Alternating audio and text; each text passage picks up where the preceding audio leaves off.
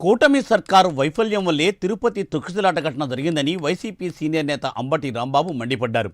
పాలనను గాలికి వదిలేశారని అన్నారు. వైకుంఠ ఏకాదశి టోకెన్లను కూడా ఇవ్వలేకపోయారని అంబటి ఫైర్ అయ్యారు. ప్రభుత్వ తప్పిదంతోనే 6 చనిపోయారని అంటున్నారు అంబటి రాంబాబు.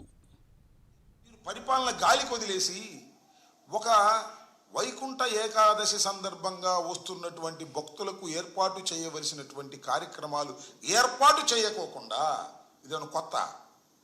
వైకుంఠ ఏకాదశికి వైకుంఠ ద్వార ప్రవేశం కొత్తగా వచ్చిందా? లేదే. ఎన్ని సంవత్సరాలు జరుగుతుంది?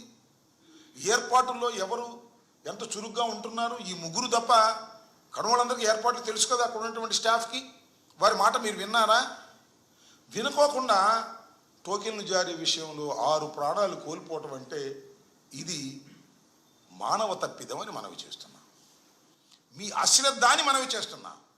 ఇది చంద్రబాబు నాయుడు గారి ప్రభుత్వ వైఫల్యం వల్లనే 6 మరణించారు. చాలామంది ఆసుపత్రిలో ఉన్నారు.